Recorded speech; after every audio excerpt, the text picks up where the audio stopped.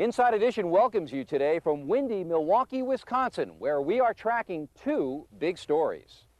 Don't do that. 1 hour and 10 minutes. It's exclusive. They're going to take us inside. That's great. He is every parent's nightmare, a killer who preys on young boys, the now infamous Jeffrey Dahmer. But Jeffrey Dahmer had parents too, parents who loved him. It's hard to forgive. It's hard for me to forgive. I can only support him and love him. Today, for the first time, Jeffrey Dahmer's family talks with Nancy Glass about their son. 2, 1. Zoom in, camera 1. She is the other woman in the Kennedy rape case, Michelle Cassone. Her 15 minutes of fame brought money and exposure. The world was after me, and they wanted to hear what I had to say. But Michelle's high profile may have a tragic price. Swift is in. Chicago, we're coming to you first. Audio check. 1, 2. Then to L.A. Lori Benbenick is fighting for freedom in Canada. She wants political asylum. But here in Milwaukee, authorities say she's a killer. Today, an exclusive interview from behind bars. Stand by.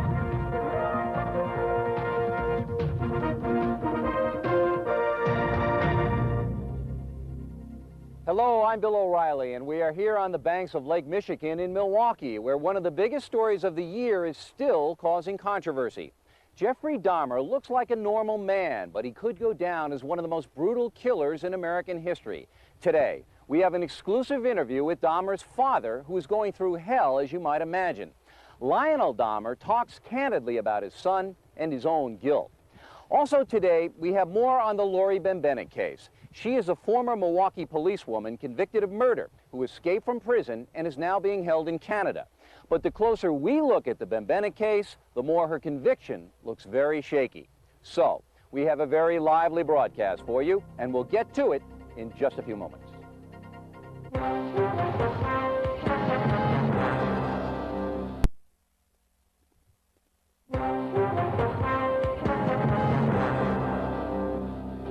How could any man torture and kill innocent people for the thrill of it? That's the question everybody wants to know in the case of Jeffrey Dahmer, who has admitted the worst atrocities imaginable. Today, we may have some answers as Dahmer's father, Lionel, talks exclusively with our Nancy Glass. She is standing by in Dahmer's hometown. Nancy. Bill, this is Bath, Ohio, Jeff Dahmer's childhood home. It's the kind of place where Lionel Dahmer thought he could give his son a healthy upbringing. Jeff's father and stepmother have not spoken with television reporters before. They say they will not do it again. But they decided to come forward because they feel other people have painted a distorted picture of Jeff. So how did the boy they know and love become a vicious mass murderer? They, too, are searching for answers. When you look at him, do you see your boy? Do you see your baby, your child? Mm-hmm. Do you see a monster? No. The first picture I see of Jeff always is when I was going to graduate school, and he would come thundering through the house when Grandma and Grandpa would arrive, and he'd holler, "Grabba, grabba." And those are the types of images I have imprinted in my mental camera. What we have seen is a very different Jeff Dahmer. He is a man who has confessed to some of the most brutal crimes imaginable: kidnapping, torture, murder, and worse. At his Milwaukee apartment, police made a gruesome discovery. Jeff saved pieces of some of his victims' bodies. Under most conditions, he acts polite, kind, courteous. I mean, I'm imagining in my mind those occasions when he attacked the victims. That was a monster who was out of control. Until the day Jeff was arrested, Lionel and Sherry Dahmer lived an enviable life. They are both successful executives. They live in a beautiful home and belong to a local tennis club. In an instant, their world was shattered. In their first television interview, Jeff's father and stepmother wanted to talk separately. They were afraid if they cried together, they would fall apart. Lionel and Sherry say that while they were shocked and horrified by the deeds that Jeff confessed to doing, they won't abandon him. He is still their son. When you saw Jeff in prison for the first time after his arrest, what did you say to him? We didn't say anything at first. We were shaking and crying for about 2 minutes. I told him that I did not believe he was that sick. However, I still loved him and that I supported him. He's my first son. And Lionel asked that he not commit suicide. Made him promise. Most of what we know about Jeff Dahmer we have learned from old friends and acquaintances. They painted a portrait of a troubled kid, a loner with an odd fascination for dead animals, a kid who didn't fit in. Jeff's father says that is a distorted image. Who was Jeff? I thought I knew him as a shy boy. Was there anything you saw in your child that made you think he could grow up to be this kind of man? No. I did not think in my wildest dreams that he was capable of doing that. Lionel Dahmer seems almost haunted by what his son says he has done. He is also angry, yet he will not turn his back on the child he raised, the boy he thought he knew. It would be very easy for anyone to walk away from their son under these circumstances. I feel a very great responsibility. In retrospect, I wish that I had done more in terms of keeping track of what he's doing. You feel guilty? I feel guilty that I didn't do more. I feel a deep sense of shame. What's going through your mind right now? It's very sad.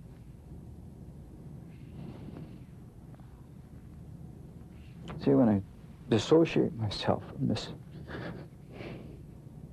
I can do okay, but when I let myself go, I can't. So,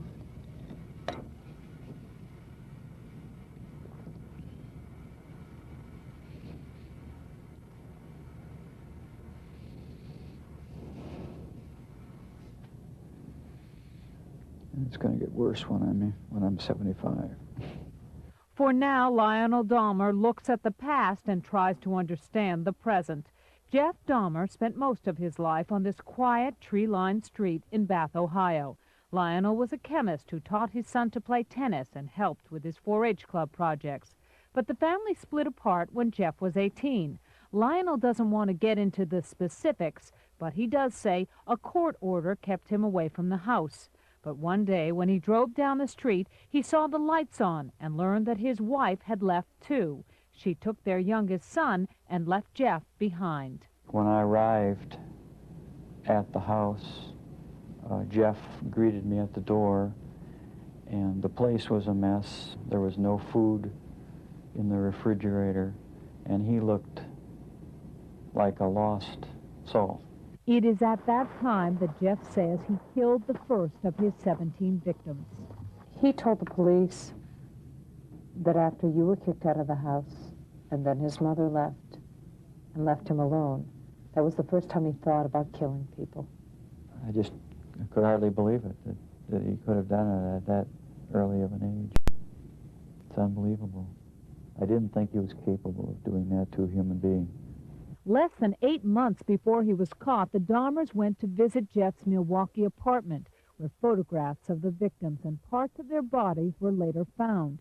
The Dahmers saw no signs of anything. Last Thanksgiving, he wanted to show us his apartment. And we went to the apartment. It was meticulously neat. Did everything look normal to you? I even said to him, Jeff, you're keeping a beautiful house. It was clean. It was spotless. It was neat. There was nothing there. Jeff's mother, Joyce Flint, is reportedly in hiding. Lionel says some of the answers may rest with her and what she suffered during Jeff's childhood. His mother did have a history of mental illness. Yes, that definitely has to have affected him. I'll say that. What has to have affected him? The long history of mental illness. Did he ever talk to you about his feelings about anything? Did he ever say to you, Dad, I'm lonely? No. Did he ever say, Dad, No. I need you?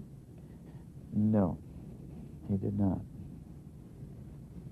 He didn't. He just glossed over things. I think he was very lonely. There were reports that Lionel Dahmer once said his son was sexually abused by a neighbor. Lionel told me he has no knowledge of that. Some have tried to look for clues in the sexual component of Jeff's crimes. Jeff Dahmer says he picked up many of his victims in gay bars. He often offered the money to pose nude for him. Did he ever talk about his feelings about homosexuals? No, absolutely not. But Jeff would never discuss his inner feelings. Never. Did you think that was odd? I accepted it because I knew it was Jeff. You never saw a change in him? Even after he was a teenager and says he killed his first man. I couldn't perceive a real distinct change of any kind, but I did see a gradual deterioration with respect to alcoholism. But Lionel knew there were other serious problems as well. There were run-ins with the law. Lionel bailed his son out of jail when Jeff was arrested for indecent exposure, disorderly conduct, and fondling a 13-year-old boy. Lionel says he knew he had to do something. He tried to get his son help. He took him to 2 different counseling programs. He even visited Jeff's therapist himself, all to no avail. Each time you got him out of trouble, and each time you talked to him after he had been arrested, did he talk to you about what he had done? He was so embarrassed at each incident, he could just hardly say anything. Are you relieved that he confessed, or do you wish that he hadn't? Oh, I'm very relieved that he confessed, and I think, and I know that he is very relieved. How often do you think about it? I'll be thinking about something else completely. All of a sudden, something will pop in my head about what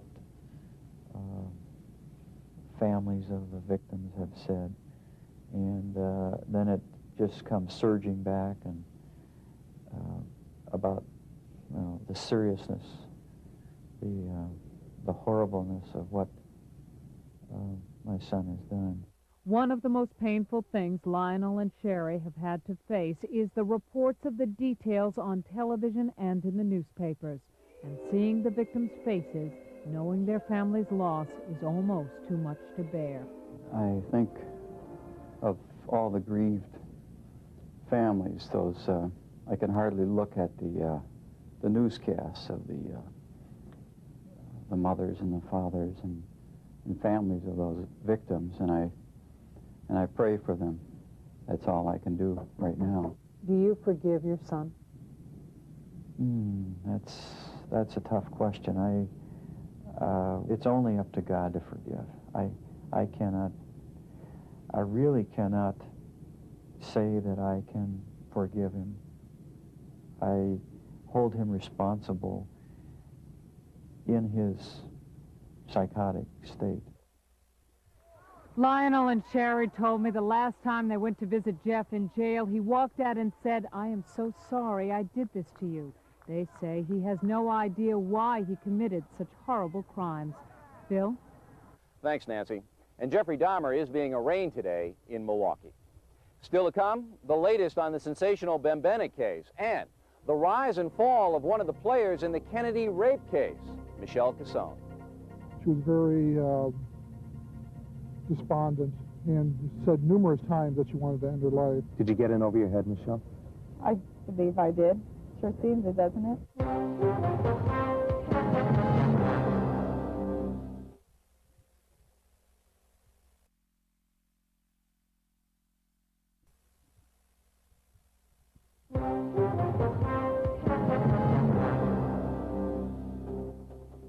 Michelle Cassone is the other woman who was at the Kennedy compound in Palm Beach, Florida, the night William Kennedy Smith is accused of committing rape. Cassone took full advantage of her situation to get media attention. But as Scott Rappaport tells us, it hasn't turned out well for Michelle. I couldn't walk in without reporters just like, "Michelle, can you talk to us? Do you have a minute for us? Do you have a minute for us?" The world was after me, and they wanted to hear what I had to say. She came to us courtesy of one of the most sordid scandals in recent memory, a tragedy that would make Michelle Cassone nationally known. Through her questionable comments about an allegedly scantily clad senator and her self-described weird night at the Kennedy compound, she got herself plastered on newspapers coast to coast, guested on numerous national TV shows, and very publicly stated the starting rate for an interview with her was $1,000. Though an unknown waitress, she became a recognized regular here at O-Bar, the trendy Palm Beach nightclub the Kennedys visited that fateful night, and for a time enjoyed almost celebrity-like status. But last week, Michelle Cassone's world came crashing down around her.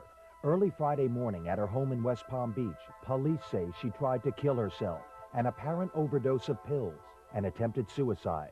Police say they were alerted by an unidentified female caller. They rushed to Cassone's house and found her alone. Cassone told cops she'd swallowed approximately 10 unidentified pills. She stated at that time that she wanted to end her life and she wanted to cut her wrists. She was very despondent and said numerous times that she wanted to end her life. The fact is, life for Michelle Cassone had become very trying as of late. Could you give us a couple minutes to talk real quick? Just a few days before attempting suicide, she'd spent the night in jail for driving with a suspended license, a violation of her probation. The media was there in droves. Michelle was obviously embarrassed. Get your cameras all out of here. But there was trouble brewing even before this. Since gaining notoriety as the other woman in the Kennedy case, Cassone lost her job, her boyfriend moved out of their apartment, and she was banned from O-Bar after a heated argument she had with a bartender. In an interview we did with her just last month, she told us she'd become the butt of jokes and an object of ridicule because she charged journalists, ourselves included, money for interviews. She also claimed she'd been stripped of her privacy. In what was perhaps a very telling moment, she described her life to us this way. It's just been kind of like a living hell, actually. Back in August, it didn't sound very convincing. After all, this was a woman who for a time clearly enjoyed all the attention she was getting. Still, Michelle Cassone felt people were picking on her. I don't think I deserve what's actually been happening to me. Everybody came after me. Everybody wanted to hear from me. And then when they needed to have dirt on me, they got their dirt on me, and everybody turned against me. One of the last things Michelle Cassone told us was that if she had to do it all over again, she never would have gone back to the Kennedy compound on that fateful night, long ago, when she was an unknown, unheard-of waitress. And life was a lot simpler and kinder. Did you get in over your head, Michelle? I believe I did. Sure seems it, doesn't it?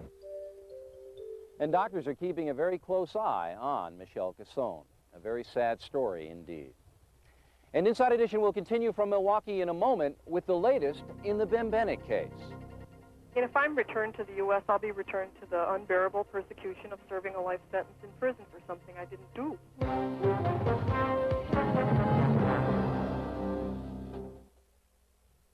Ground transportation arranged through General Rent-A-Car. General's glad to see you save with low rates and free unlimited mileage. General Rent-A-Car. Inside Edition will continue in a moment. Carnation Instant Breakfast. You're gonna love it in an instant. Start your day with nutritious, delicious Carnation Instant Breakfast in regular or diet. Carnation Instant Breakfast. You're gonna love it in an instant. Dixie.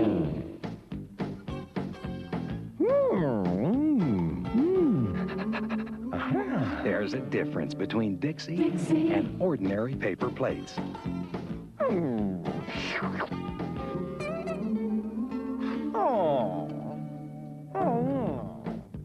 When you dish it out, Dixie can take it. Livingware for every day, Dixie. Superware when it's hot and heavy. Yeah, I'm out of here. Carnation Instant Breakfast. You're gonna love it in an instant. Start your day with nutritious, delicious Carnation Instant Breakfast in regular or diet. Carnation Instant Breakfast. You're gonna love it in an instant.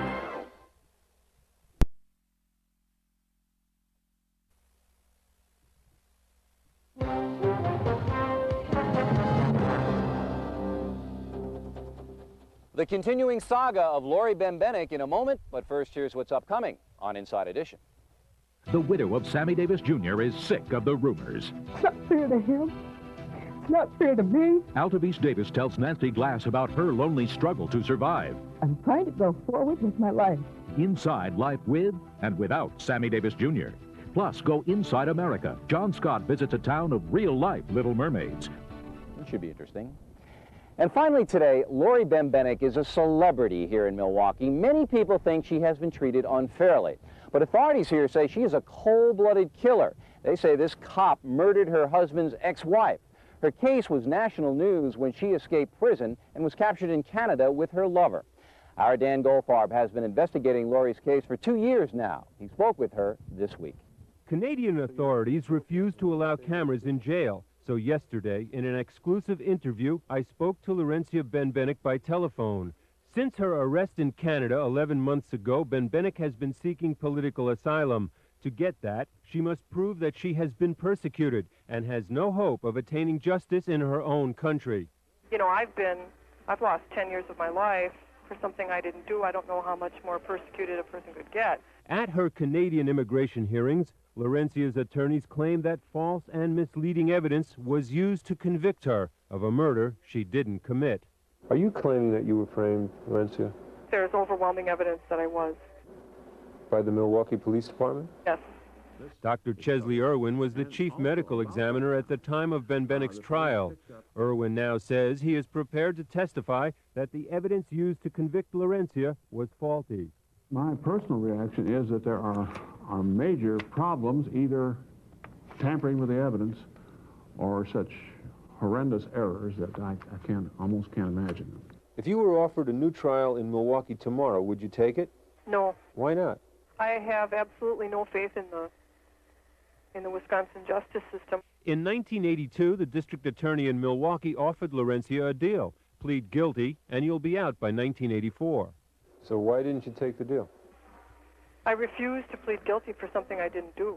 And I had a naive, ridiculous trust and hope in the system at the time. You know, I truly believed at that time that I would be acquitted. Obviously, this is a case that will not go away soon, and we'll stay on top of it for you. Well, that's it for us today from Milwaukee. As always, we appreciate you watching Inside Edition. I'm Bill O'Reilly. Hope to see you again tomorrow.